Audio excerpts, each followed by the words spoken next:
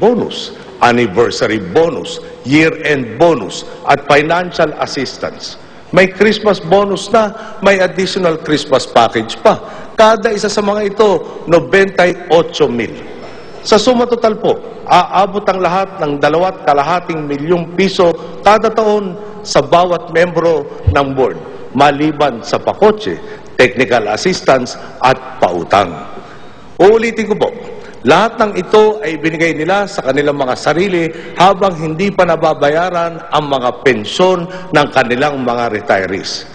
Pati po ang Lamesa Watershed ay hindi nila pinatawad. Para magkaroon ng tamang supply ng tubig, kailangan alagaan ang mga watershed. Sa watershed po, puno ang kailangan. Pati po iyon na dapat puno ang nakatayo, tinayuan nila ng bahay para sa matataas na opisyal ng MWSS. Hindi naman sila agad maaalis sa pwesto dahil kabilang sila sa mga midnight appointees ni dating Pangulong Arroyo. Iniimbestigahan na natin ang lahat ng ito kung mayroon pa silang kahit kaunting hiya na natitira. Sana na lang sila magbitiw sa pwesto.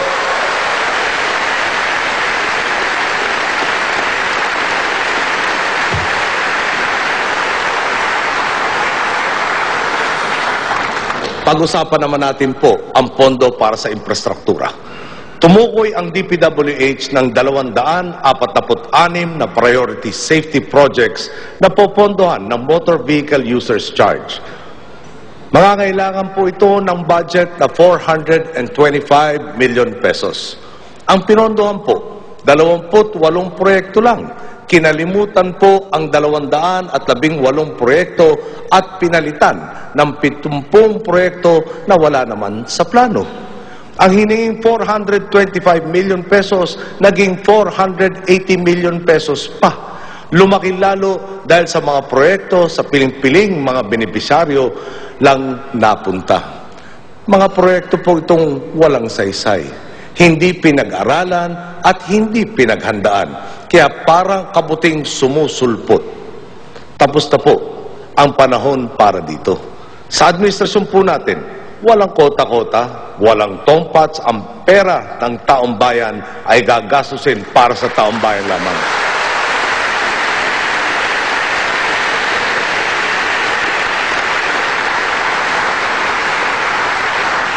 Meron pa po tayong natuklasan.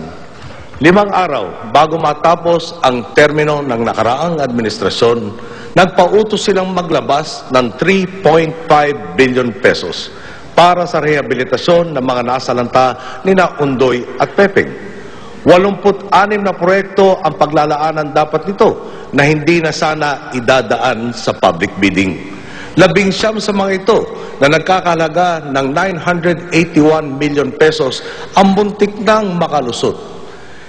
Hindi pa nailalabas ang Special Allotment Release Order ay pirmado na ang mga kontrata. Buti na lang po ay natuklasan at pinigilan ito ni Secretary Rogelio Singson ng DPWH. Ngayon po ay dadaan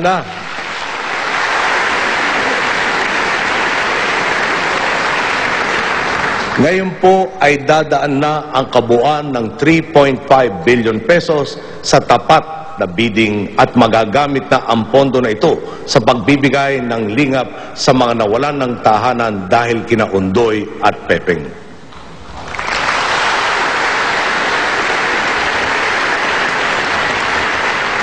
Pag-usapan naman natin ang nangyari sa Napocor. Noong 2001 hanggang 2004, pinilit ng gobyerno ang Napocor na magbenta ng kuryente ng palugi para hindi tumaas ang presyo. Tila ang dahilan, pinaghahandaan na nila ang eleksyon. Dahil dito, noong 2004, sumagad ang pagkakabaon sa utang ng Napocor. Napilitan ang pambansang gobyerno na sagutin ang 200 bilyong pisong utang nito.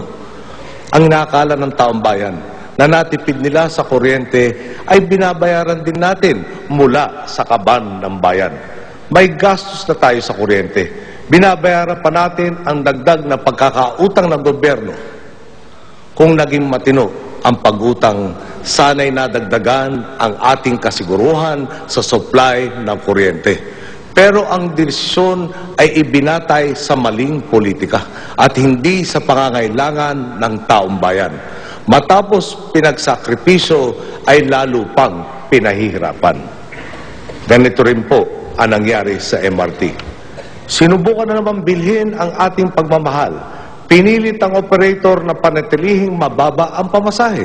Hindi tuloy nagampanan ang garantyang ibinigay sa operator na mababawi nila ang kanilang puhunan.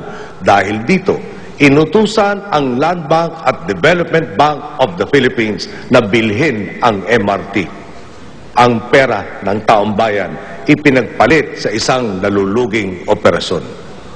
Dumako naman po tayo sa pondo ng NFA. Noong 2004, 117,000 metric tons ang pagkukulang ng supply ng Pilipinas. Ang binili nila, 900,000 metric tons. Kahit ulitin mo pa ng mahigit 7 beses ang pagkukulang, sobra pa rin ang binili nila. Noong 2007, 589,000 metric tons ang pagkukulang ng supply sa Pilipinas. Ang binili nila, 1.827 million metric tons. Kahit ulitin mo pa na mahigit 3 beses ang pagkukulang, sobra na naman ang binili nila. Ang masakit ito, dahil sobra-sobra ang binili nila, taon-taon nabubulok lang pala sa mga kamalig ang bigas, kagaya na nangyari noong 2008. Hindi po ba krimen ito na hinahayaan nilang mabulok ang bigas sa kabila ng 4 na milyong Pilipinong hindi kumakain ng 3 beses sa isang araw? Ang resulta nito, umabot na sa 171.6 billion pesos ang utang ng NFA noong Mayo ng taong ito. Ang tinapon na ito, halos pwede na sanang pondohan ang mga sumusunod. Ang budget ng buong hudikatura na 12.7 billion pesos sa taong ito. Ang conditional cash transfers para sa susunod na taon na nagkakahalaga ng 29.6 billion pesos. Ang lahat ng classroom na kailangan ng ating bansa na nagkakahalaga ng 130 billion pesos. Kasuklam-suklam ang kalakarang ito. Pera na, naging bato pa. Narinig po ninyo kung paano nilustay ang kaban ng bayan. Ang malinaw po sa ngayon, ang anumang pagbabago ay magmumula sa pagsiguro natin na magwawakas na ang pagiging maluho at pagwawaldas. Kaya nga po, mula ngayon, ititigil na natin ang paglulustay sa salapi ng bayan.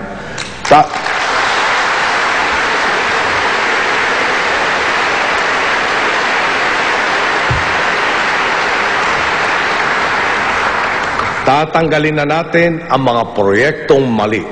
Ito po ang punto ng tinatawag nating zero-based approach sa ating budget.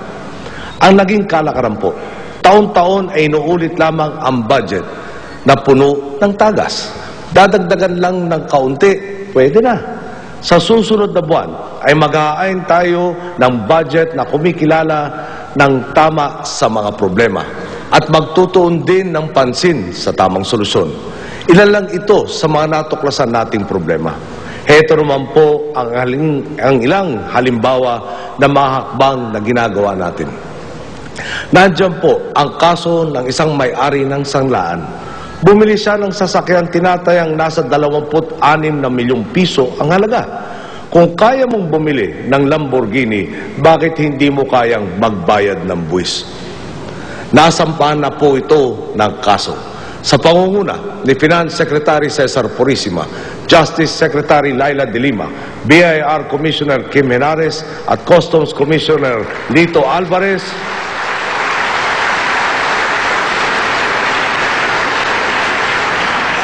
Bawat linggo po ay may bago tayong kasong isinasampa kontra sa mga smuggler at sa mga hindi nagbabayad ng tamang buwis.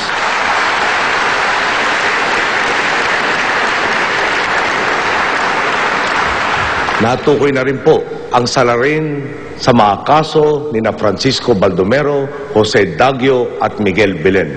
3 sa 6 na insidente ng extralegal killings mula nang umupo tayo. 50% po ng mga insidente ng extralegal killings na nangyari sa maikling panahon ng ating panunungkulan ang patungo na sa kanilang resolusyon. Ang natira pong kalahati ay hindi natin tatantanan. Ang pag-usig hanggang makamit ang katarungan.